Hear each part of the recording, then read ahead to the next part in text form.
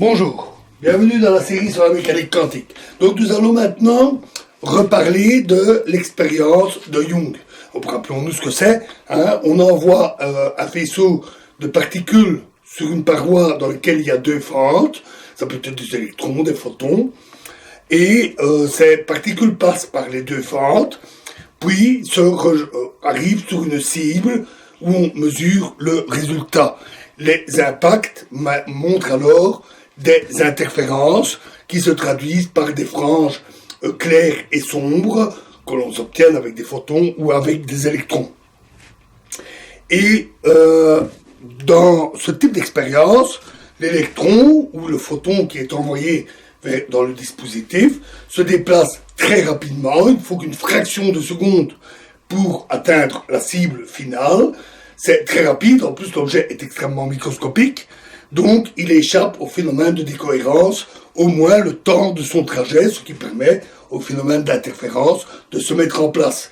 On s'assure que le système est suffisamment bien isolé.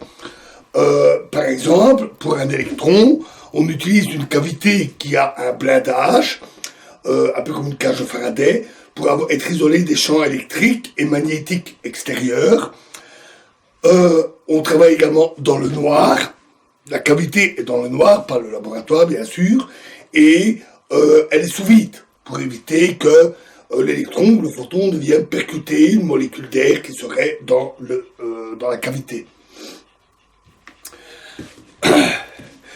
Quand on considère l'état d'une particule qui arrive au niveau des fentes, elle passe par une fente ou par l'autre, c'est-à-dire qu'elle se retrouve dans un état superposé, F1 plus F2, où la particule passe par la fente 1 et par la fente 2, ce qui donne un état quantique superposé.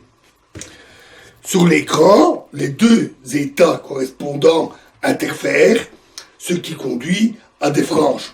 Bien entendu, si on n'envoie qu'une seule particule, il n'y a pas de frange, il y a juste un point d'impact sur la cible, mais la probabilité d'arriver sur la cible est donnée par une probabilité qui dépend de x, de la position sur la cible, qui varie de manière périodique, et dont l'intensité, la valeur de la probabilité, est proportionnelle à l'intensité des franges qui sont mesurées quand on envoie un grand nombre de particules. Si on considère les états relatifs, dans ce cas-là, il n'y a pas de réduction. Et l'état de la particule qui arrive sur la cible est donné par une certaine amplitude A en fonction de la position x1 sur la cible, plus B position x2 sur la cible, plus etc. Avec un état et une certaine amplitude qui est relié à la probabilité. Par exemple,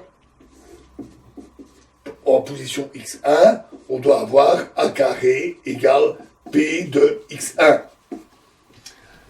Et bien sûr, ici, j'ai représenté des positions x1 et x2 discrètes. En réalité, il s'agit d'une somme continue. Il y a une infinité de positions sur la cible. C'est un détail technique.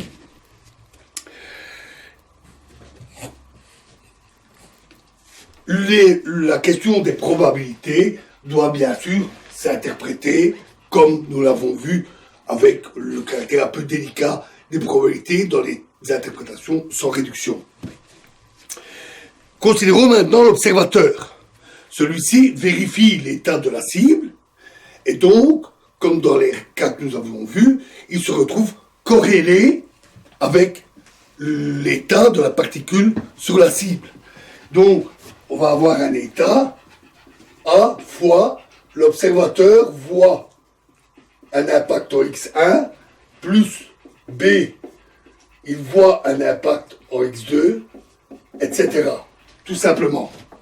Les probabilités restant donc les mêmes. De plus, une fois l'impact obtenu sur la cible et l'observateur interagissant avec cette cible, on est dans un cas typiquement macroscopique. Il y a beaucoup d'atomes dans la cible, l'observateur lui-même est un être macroscopique, donc on a une décohérence très rapide, dans la base privilégiée de position, et donc ce qu'il observe, est bien ces états-là, l'état observé en ignorant tous les détails de l'environnement, étant un mélange statistique de ces différentes possibilités. Supposons maintenant qu'il place un dispositif qui lui permet de mesurer par où passe la particule. Est-ce qu'elle passe par la fente 1 ou est-ce qu'elle passe par la fente 2? Dans ce cas-là, quand la particule passe par les fentes, il se retrouve dans l'état où il voit la particule passer par F1 plus il voit la particule passer par F2. Donc en fait, ça ne change pas grand-chose puisqu'il n'y a pas de réduction. L'état reste sensiblement le même, si ce n'est que l'observateur se retrouve corrélé avec le passage par les fentes. Et donc, après, lorsqu'il mesure sur l'écran, là, ça se complique, parce qu'il va avoir l'état où il voit la particule passer par F1, puis arriver en X1, plus l'état où il voit la particule passer par F2 et arriver en X1, plus il voit la particule passer par F1, arriver en X2, plus il voit la particule passer par F2, arriver en X2, plus, etc., pour toutes les autres positions. Du fait que il y a un découplage des composantes qui passent par F1 et celles qui passent par F2, après décohérence, on a des états complètement découplés, et donc il ne peut pas y avoir de terme d'interférence entre F1 et F2. Et donc, il n'y a plus les interférences observées sur la cible. C'est donc très simple, à part le caractère étrange, habituel dans cette interprétation, où on a des superpositions d'états, même au niveau macroscopique, dont on peut se rendre compte à cause du découplage des composantes. Mais sinon, le résultat est particulièrement simple. De plus, cette approche est très généraliste et naturelle. On avait vu les difficultés au début, quand nous avons utilisé l'expérience de Jung pour fonder les éléments dont nous avions besoin pour construire la mécanique quantique. On avait vu qu'il y avait des difficultés. J'avais soulevé à un moment donné une difficulté.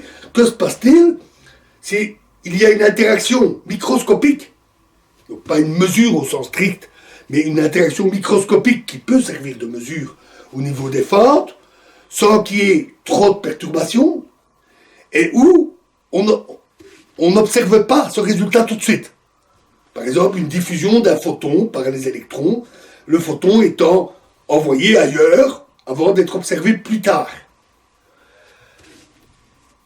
On a vu que là, il y avait un problème, parce que je peux l'observer plus tard et me retrouver là. Et pourtant, au moment où il y a l'impact sur la cible, je n'observe rien. Mais en fait, ce qui compte, c'est que, effectivement, même avec un dispositif microscopique, on va avoir cette décomposition et une décohérence au moment où il y a l'impact sur la cible. Et même si je me colère avec les résultats F1, F2 plus tard, c'est pas grave, ça c'est déjà décohéré et je me retrouve alors dans le même état final. Donc il n'y a plus de difficulté.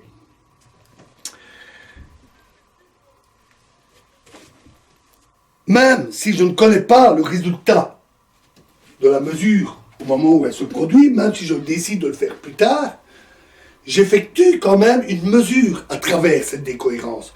À travers l'environnement, il y a des interactions avec des molécules d'air, avec les rayonnements, avec des petits changements dans l'état global ou dans mon propre état, même si je ne m'en rends pas compte parce que je ne fais pas de vérification directe, visuelle du résultat. On avait déjà eu cette discussion avec le chat de Schrödinger, où même quand le chat est dans la boîte, il y a décohérence et mesure implicite par l'environnement et donc l'observateur, même s'il n'en est pas conscient. Donc, il n'y a plus de difficulté. Mieux encore, au début, nous avions utilisé une règle, qui est une règle que Feynman avait introduite dans cette analyse, qui disait que si je peux distinguer les états finaux, alors je dois additionner les probabilités.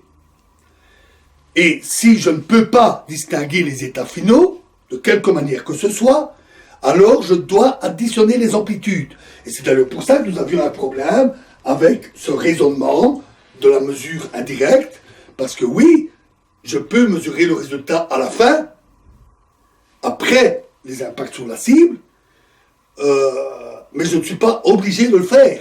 Et donc, comment savoir à ce moment-là, si le moment où ça se produit sur la cible, comment savoir si je dois additionner les probabilités ou les amplitudes? Eh bien là, on a la réponse. Même si j'observe plus tard, à cause de la décohérence, il y a une mesure implicite, je me retrouve dans cet état-là, et donc il n'y a plus d'interférence. Le fait qu'on n'ait plus besoin de la règle est simplement le fait que, implicitement, cette règle se retrouve à travers les états relatifs, ici, de l'état de la particule par rapport à l'observateur, et à travers la décohérence macroscopique. Donc, ça apporte une explication plus simple, même si on est dans une situation un peu étrange avec cette interprétation. Voilà pour l'expérience de Young. On voit que ce n'est pas très compliqué. Alors, dans la prochaine vidéo, nous reviendrons sur les expériences de type EPR, c'est-à-dire des états intriqués où l'on effectue des mesures sur les deux particules une fois séparées, pour par exemple vérifier les inégalités de Bell ou leur violation. Nous verrons comment l'interpréter, ça sera un peu plus compliqué, parce que cette fois-là, le pur raisonnement par état relatif ne suffira pas, il faudrait une analyse relationnelle sur comment ça évolue au cours du temps, donc ça sera un peu plus complexe, mais tout à fait abordable. Et pour les expériences qui suivront après, ça sera beaucoup plus simple. Voilà, donc à bientôt, je vous remercie.